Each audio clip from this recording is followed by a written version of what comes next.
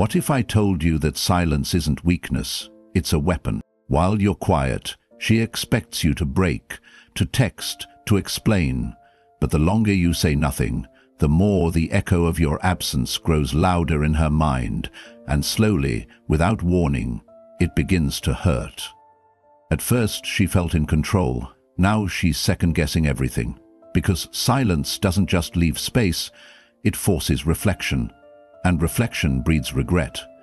This isn't about disappearing. This is about self-mastery, about becoming the kind of man who doesn't chase because he knows his worth and lets time do the talking. Silence is clarity, and the man who remains still in the storm becomes the one they can't ignore. Right now, you're at a turning point. You can give in to impulse or use the silence to rebuild your power.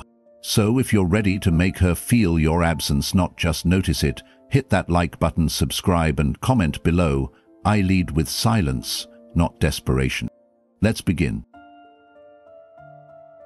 Number 1, the power of silence is the strength they never saw coming. They expected noise, anger, pleading, confusion, but all they got was silence. Not the kind that begs for attention, but the kind that reclaims it. And in that silence, something unfamiliar begins to happen. They're forced to hear themselves think, to confront the hollow space you once filled with calm presence, measured words, and steady energy. What they once ignored now echoes. What they once dismissed now haunts. You see, silence isn't weakness, it's restraint. It's discipline sharpened by pain, shaped by principle. It's the storm you didn't unleash. And in the Stoic tradition, that kind of self-control is the highest form of strength. Marcus Aurelius didn't yell, he observed, he endured, he acted when necessary, never emotionally. Your silence does the same. It doesn't explode, it reflects. It doesn't chase, it waits, grounded in its own gravity. Right now, they're trying to fill the void with distraction. Social media smiles, stage stories, borrowed joy. But when the show ends and the lights go down, they're alone with one question. Why is your silence so heavy? It's because it's not passive, it's intentional. Your absence isn't the lack of noise, it's the presence of consequence. Think of yourself as a lighthouse you once guided, without demand, steady, reliable. Then the light went out, not because you collapsed, but because you stopped pouring into someone who never looked up. And now they're drifting in their own darkness. That's not punishment. That's the natural result of someone taking your energy for granted. This is where you must remain, not bitter, not waiting, but anchored. Let them wonder. Let them feel the weight of your stillness. It's not a tactic, it's the truth.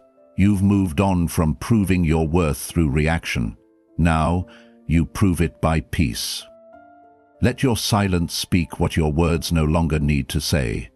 Let it remind them that you were never loud, but you were always valuable. And in losing you, they didn't just lose a partner. They lost a sanctuary they didn't even know they needed. So hold the silence. Let it stretch. Let it shape you into someone so composed they no longer know how to reach you, even if they wanted to. Now speak out and comment below. My silence isn't absence. It's the loudest strength I've ever owned. Number 2, your absence speaks what words never could. You didn't slam the door. You didn't yell, beg, or plead your case. You simply walked away.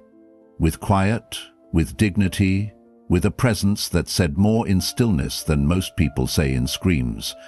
And now, in the silence you left behind, something is shifting.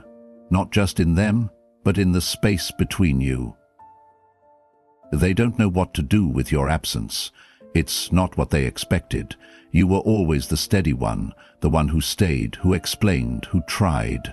So when you stopped responding, when you didn't show up where you used to, it forced a reckoning. They're now left with an emptiness they didn't plan for, a question they can't answer. Why didn't he fight for me? But what they don't understand is that walking away was the fight. The most courageous thing you could have done was to protect your peace when it stopped being respected. Your absence isn't cold, it's calculated. It's the final statement that you no longer negotiate your value. You're not there to be tolerated. You're not there to fix what someone else kept breaking. Stoicism teaches us that the greatest power lies in the refusal to beg for what doesn't align with virtue. When you leave without explaining, you let the weight of your silence confront the very things your words never could: their pride, their neglect, their failure to meet you at your level. And that, over time, does something no argument can. It shifts perception. You're no longer predictable, no longer accessible. The door is no longer propped open with hope, and in that mystery, desire is born.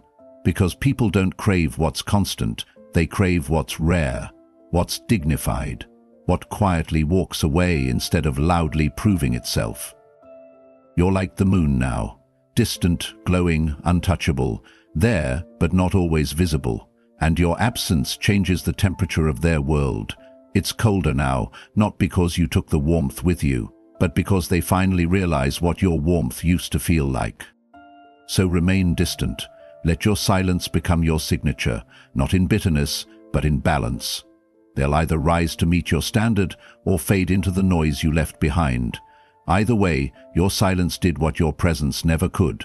It redefined the story. Now, speak out and comment below. I left quietly because my value doesn't need explanation.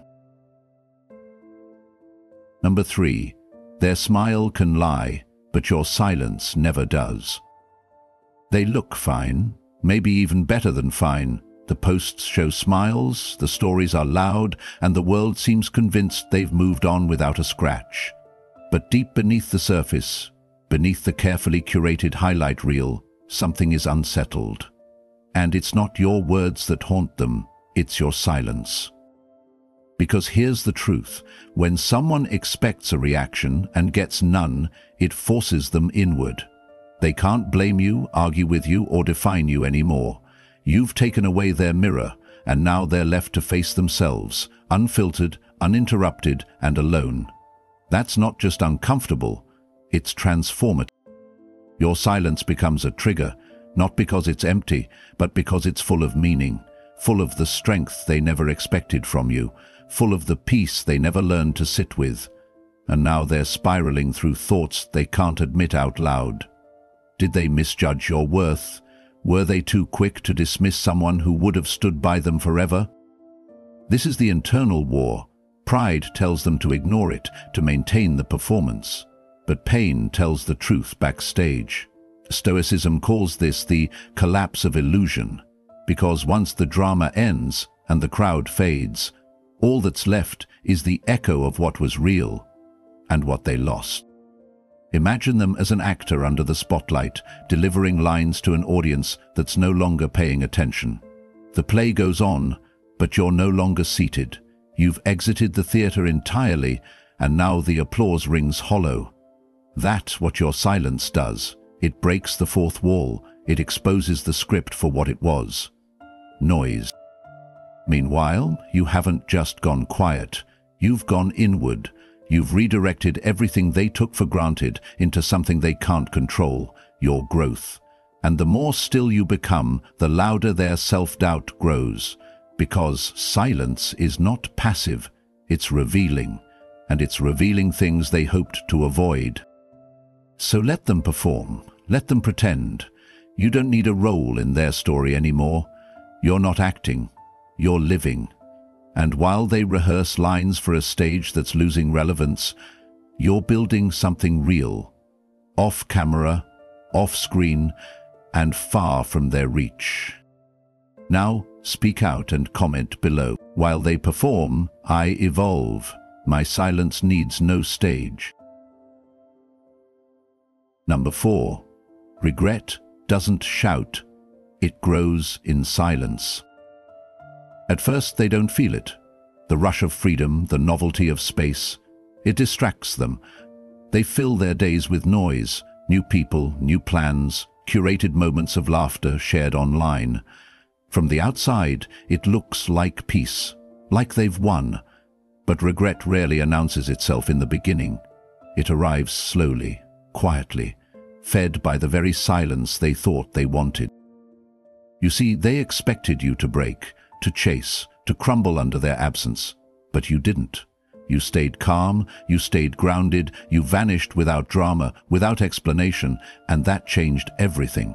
Because now, they're no longer reacting to your chaos, they're reacting to your clarity. And clarity is hard to argue with, harder to forget. In the stillness you left behind, they begin to realize what you actually gave them. It wasn't loud love or overwhelming devotion, it was balance, peace, presence, the kind of presence they didn't know they needed until it was gone. Now your absence is everywhere, filling the quiet between their thoughts, seeping into moments that used to feel light. This is how regret works. It doesn't explode. It accumulates, day by day, one memory at a time. A familiar scent, a photo they didn't delete, a song that suddenly lands differently. And through it all, your silence remains the constant. A mirror they can't look away from, because your stillness doesn't accuse them. It allows them to accuse themselves. Stoicism teaches us to be intentional with our energy, not to waste it proving a point, but to let reality teach the lessons our words never could. That's what you've done. You've stopped trying to make them see, and by doing so, they start to feel, not because you forced it, but because you finally stopped interrupting their consequences. And maybe, just maybe, that regret turns into reflection. Maybe they look back and realize they had something rare, something real, and let it go. But that's not your concern anymore. Regret is their weight to carry, not yours to relieve. You've chosen peace over performance, stillness over struggle, and in that quiet choice, you've left them with the one thing that always tells the truth: silence. Now speak out and comment below. I don't punish. I let silence deliver what truth cannot deny. Number 5. Silence isn't the end. It's where you begin to heal. They may think your silence is about them, that you're trying to punish, provoke, or prove a point, but the truth is far simpler and far more powerful. Your silence isn't about them at all. It's about you, about the decision to stop bleeding into places that no longer hold you, about retreating not in fear, but in focus. At first it felt unnatural to say nothing, to resist explaining, to not reach out when your chest was tight and your mind kept spinning unfinished conversations. But the moment you chose not to act, not to beg, not to break, that was the moment healing quietly stepped in. Healing never announces itself with fireworks. It enters gently, in the pause after pain, in the discipline of no longer chasing closure from the one who caused the wound. From a Stoic lens, this is where real strength lives, not in the ability to endure chaos, but in the maturity to step out of it, to not fight for space in someone else's story, to write your own instead. Your silence became the boundary, the reset, the beginning of a life no longer dependent on someone else's approval to feel complete. Think of a forest regrowing after fire. At first, it's quiet, charred, empty. But beneath the silence, roots begin again, slowly, patiently. This is your season of silent construction. And while they may see distance, what's truly happening is rebuilding, not to show them what they lost, but to rediscover what you never should have given away. Because the deeper you go into this stillness, the more you begin to realize your peace was never tied to their presence. It just felt that way. And now that the noise is gone, you can finally hear your own voice again, the one that whispers direction, not distraction. They may check in one day, they may not, but by then it won't matter. Because healing is not about getting them back, it's about no longer needing them back. And that clarity, the kind you earn alone in the dark, is the most permanent kind there is. So stay here, in the quiet. Let it hold you. Let it rebuild you. This silence isn't an absence, it's a sanctuary. And you're not waiting in it, you're growing. Now speak out and comment below. My silence is an escape, it's the space where I'm finally becoming whole. Number 6. The more you're missed, the quieter you become. When you were always there, always the one to check in, to ask how they were doing, to give without needing a reason, they didn't notice the weight you carried. You made it easy, predictable, and in that familiarity your presence began to feel ordinary. But the day you went silent, everything shifted. Suddenly the absence you left behind spoke louder than anything you ever said. Desire doesn't bloom in abundance, it grows in scarcity. When something is always available, we assume it always will be, but when it's gone, without warning, without noise, that's when the craving begins. That's when memory starts to rearrange itself, and the mind, desperate to make sense of the silence, replays the moments it once took for granted. You are that silence now, and in that void, they're no longer focused on what you said, but on what they lost. Not your words, but your energy, the steadiness, the security, the subtle gravity you brought into every room without needing to announce it. They scroll through distractions, hold new hands, laugh in louder places, but something's missing. Something quiet, something calm. That's the paradox of presence. It often takes absence to feel it. And you've finally become what they can't replicate. Because your worth wasn't in attention, it was in the effect. And that effect lingers. It shows up at midnight, when the noise fades, when the newness of others wears thin, when they realize no one else grounds them the way you once did, without trying, without asking. This is not about vengeance. It's about gravity. The Stoics taught that true power doesn't force, it draws.